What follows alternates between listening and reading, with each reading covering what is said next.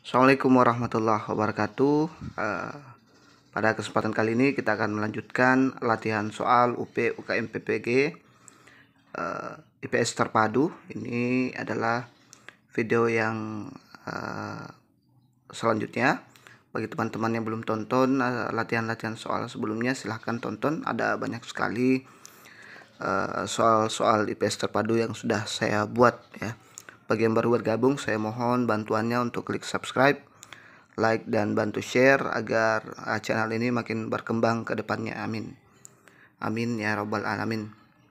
Dan tonton juga video-video lainnya seperti penerapan pedagogi, sudah banyak sekali, sosial kepribadian juga sudah banyak sekali. Itu semua berdasarkan pengalaman-pengalaman yang lalu. Baik, kita langsung masuk ke soal yang pertama.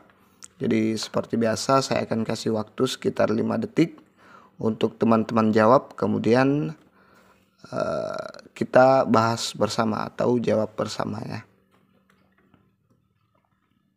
Globalisasi dapat memberikan dampak sebagai berikut.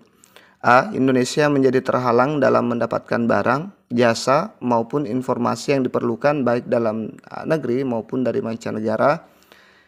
B. Indonesia dengan jumlah penduduk lebih dari 200 juta menjadi pasar yang sangat sulit untuk dikuasai negara lain. C. Globalisasi dengan isu utamanya komunisme dan demokratisasi memudahkan masyarakat termakan isu-isu yang tidak bertanggung jawab. D. Globalisasi menjadi media yang praktis bagi menyebarnya nilai-nilai budaya asing ke dalam wilayah Indonesia.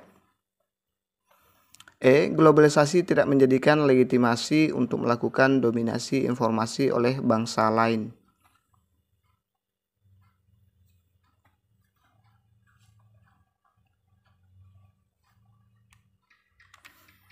Jadi jawabannya ada di option D.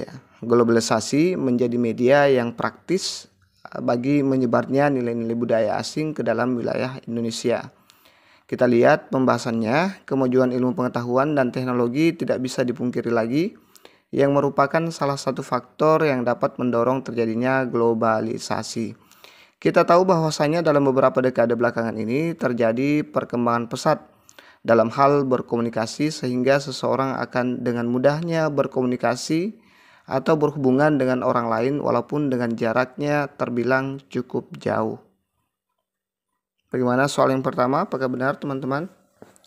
Kita lanjut ke soal berikutnya. Perhatikan pernyataan berikut. A. Munculnya disintegritas bangsa. B. Meningkatnya fanatisme terhadap agama, etnis, ras. C. Berkurangnya masyarakat dalam menjaga keamanan bangsa. D. Munculnya kapitalisme. E. Munculnya kesenjangan sosial dalam masyarakat. F. Sifat nasionalisme yang semakin pudar. Dampak negatif globalisasi terhadap kehidupan politik ditunjukkan oleh A. 1, 2, dan 3. B. 1, 3, dan 5. C. 2, 3, dan 4. D. 3, 5, dan 6. E. 4, 5, dan 6. Maaf, saya kasih spasi di sini. Harusnya ini berdekatan ya.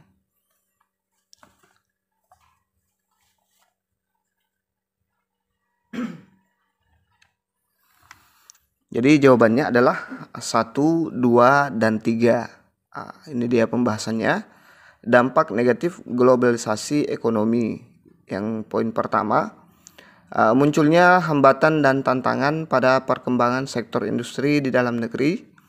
Poin kedua, globalisasi di bidang ekonomi dapat memperburuk pertumbuhan ekonomi di dalam negeri bila tidak ditangani dengan baik. Selanjutnya, ketergantungan terhadap industri perusahaan multinasional akan semakin meningkat. Selanjutnya, produk impor dapat membuat produk lokal kalah bersaing sehingga para pengusaha lokal akan sulit berkembang. Selanjutnya, potensi terjadinya kondisi tidak stabil pada sektor keuangan akan semakin besar. Hal ini terjadi karena aliran dana ke luar negeri sangat tinggi. Sebagian besar masyarakat akan lebih memilih produk impor ketimbang produk lokal, sehingga rasa cinta terhadap produk lokal akan hilang. Selanjutnya, muncul kapitalisme di suatu negara di mana perekonomian dapat dikuasai oleh pihak-pihak tertentu yang bermodal besar. Kemudian yang terakhir, munculnya kesenjangan sosial dalam kehidupan bermasyarakat. Itu dia dampak negatif globalisasi ekonomi ya. Sedangkan tadi di soal yaitu dampak negatif globalisasi bagi politik. Jadi jangan sampai nanti soalnya yang muncul yang ditanyakan itu malah ekonomi lagi ya, bukan politik ya. Jadi tidak apa-apa teman-teman pahami ini untuk menambah wawasan teman-teman. Oke, ini sekarang yang terjadi di negara kita, ya, dampak negatif globalisasi ekonomi ya. Semua ini terjadi di negara kita. Petani menjerit dan yang lain juga seperti itu ya. Dampak negatif globalisasi politik. Yang pertama, munculnya ancaman disintegrasi bangsa dan negara yang dapat menggoyahkan suatu negara. Selanjutnya, meningkatnya fanatisme terhadap agama, etnis, dan rasial di masyarakat suatu negara.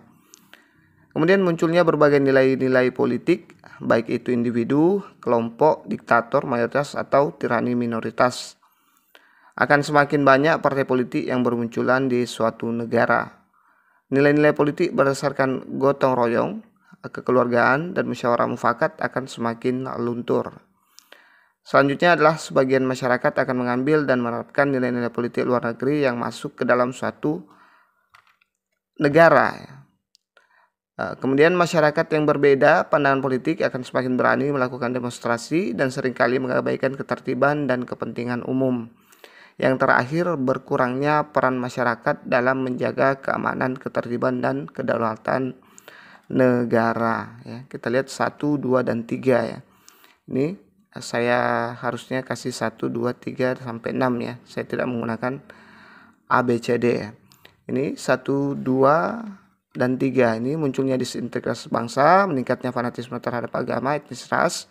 Kemudian berkurangnya masyarakat dalam menjaga keamanan bangsa. Kemudian sebagai tambahan wawasan, nanti siapa tahu di soalnya yang ditanyakan adalah dampak negatif globalisasi sosial dan budaya ya. Ini sebagai wawasan saja teman-teman. Ini yang pertama, timbulnya akulturasi di tengah-tengah masyarakat yang mengalami globalisasi, meningkatnya sifat individualisme, materialisme, dan konsumtif di masyarakat suatu negara. Rasa kekeluargaan dan gotong royong akan semakin berkurang karena masing-masing orang semakin mementingkan diri sendiri. Kecintaan akan budaya-budaya lokal akan terkikis sedikit demi sedikit.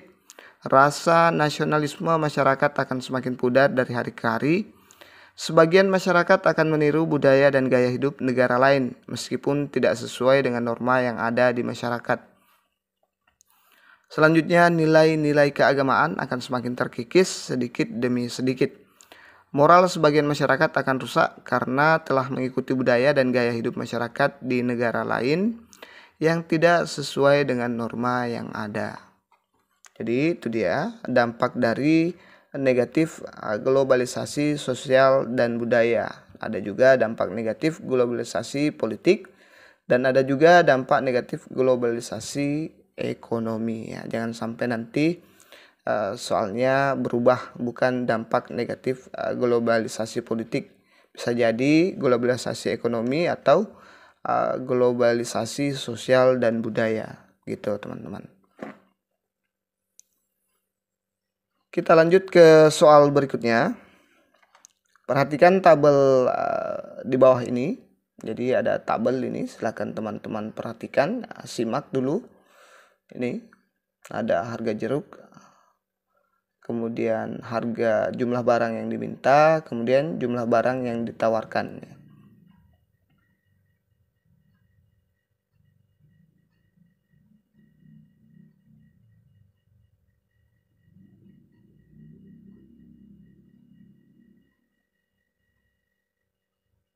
Kita lihat soalnya. Berdasarkan tabel di atas, harga pasar terjadi pada saat A. Permintaan 500, penawaran 200. B. Permintaan 400, penawaran 300. C. Permintaan 350, penawaran 350. D. Permintaan 250, penawaran 450. E. Permintaan 200, penawaran 500.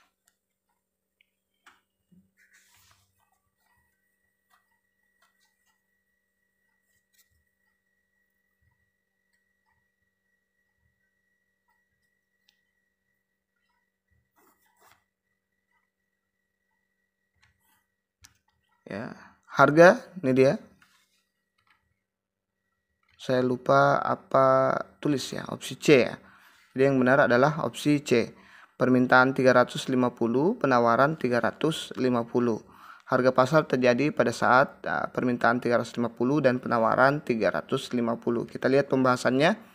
Ini dia tabelnya. Harga pasar terbentuk pada saat jumlah barang yang diminta sama dengan jumlah barang yang ditawarkan. Dalam tabel di atas, harga pasar terjadi pada saat 5.250, di mana jumlah barang yang diminta sama dengan jumlah barang yang ditawarkan sebesar 350 kg ya. Ini dia.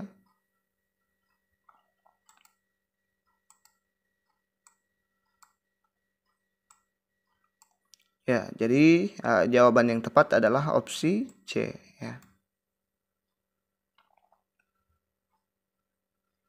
Intinya sama dengan jumlah barang yang ditawarkan. Barang yang diminta sama dengan yang ditawarkan. Kita lanjut ke soal berikutnya. Perhatikan tabel di bawah ini. Ini ada tabel lagi. A, B, dan C. 1. Banyak penjual dan pembeli. Yang B, barang homogen. Yang C, barang dapat saling menggantikan. Kemudian yang kedua, pembeli bisa mengatur harga. Kemudian yang kedua, hanya ada satu penjual. Yang C, informasi lengkap. 3, tak ada campur tangan pemerintah. Yang ketiga, penjual bisa mengatur harga. Kemudian hanya ada beberapa penjual. Berdasarkan tabel tersebut, ciri-ciri pasar persaingan sempurna adalah, di kata kuncinya adalah pasar persaingan sempurna. A, A1, B1, dan C2. B, A2, B2, dan C1. C, A1, B3, dan C1. D, A3, B1, dan C1. E, A3, B2, dan C3.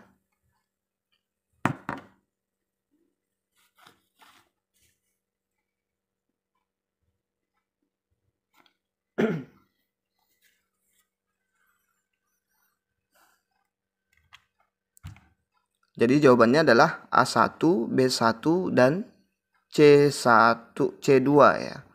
Ini A1, B1, dan C2.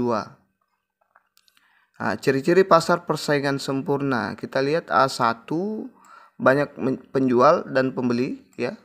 Itu dia ciri-cirinya. Kemudian B1 barang homogen ya. Kemudian C2, C2 informasinya lengkap ya. Itu dia. Kita lihat pembahasannya. Jenis pasar menurut strukturnya dibagi menjadi dua, yaitu pasar persaingan sempurna dan persaingan tidak sempurna. Bentuk pasar persaingan tidak sempurna adalah monopoli, monopolistik, dan oligopoli ya. Ciri dari pasar persaingan sempurna diantaranya adalah pembeli dan penjual, barang yang dijual homogen. Homogen itu artinya bermacam-macam ya. Informasi yang didapat juga mudah, mudah keluar masuk pasar, dan harga ditentukan oleh kekuatan pasar.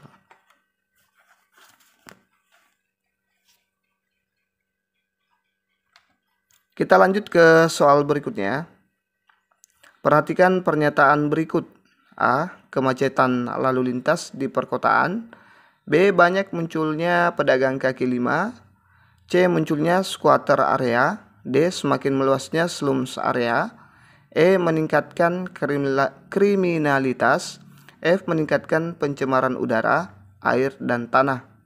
Pengaruh negatif dari adanya mobilitas penduduk terhadap lingkungan perkotaan ditunjukkan pada nomor A. 1, 2, dan 3. B. 1, 3, dan 5. C. 2, 3, dan 4. D. 3, 4, dan 6.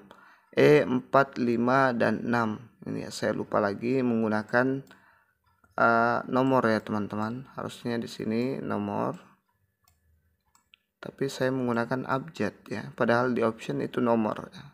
Saya minta maaf ya.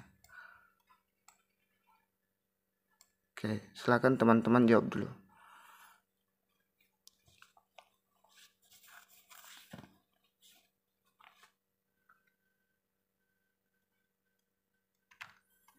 Jadi jawabannya adalah 3, 4, dan 6 ya.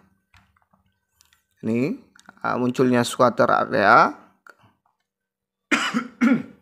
Kemudian semakin meluasnya slums area. Dan yang keenam adalah meningkatkan pencemaran udara, air, dan tanah. Itu dia pengaruh negatif dari adanya mobilitas penduduk terhadap lingkungan perkotaan ya. Kita lihat pembahasannya. Mobilitas penduduk merupakan perpindahan penduduk dari suatu tempat ke tempat lain. Bisa dari desa ke kota atau dari kota ke kota lain. Di Indonesia, kecenderungan mobilitas dari desa ke kota meningkat yang menyebabkan penetrasi terhadap daerah perkotaan juga meningkat. Selain sektor ekonomi dan perdagangan, penetrasi juga terjadi pada lingkungan perkotaan seperti semakin meluas kawasan kumuh baik di kawasan yang legal atau slums area ya, kawasan legal ya. Kemudian maupun yang tidak legal atau squatter area, ini kawasan yang tidak legal. Daya dukung lingkungan daerah perkotaan dilihat dari meningkatnya pencemaran air, tanah, dan udara. Ini tadi penetrasi ya, saya salah ketik ya. Saya juga agak bingung apa sih penetrasi. Tapi ini ternyata penetrasi. Oke teman-teman, itu saja dulu yang sempat kita bahas pada kesempatan kali ini. Jangan bosan untuk belajar, insya Allah kita akan lanjut lagi part berikutnya, part 4 insya Allah kalau disehatkan dan dikuatkan. Jangan lupa subscribe, like, dan share.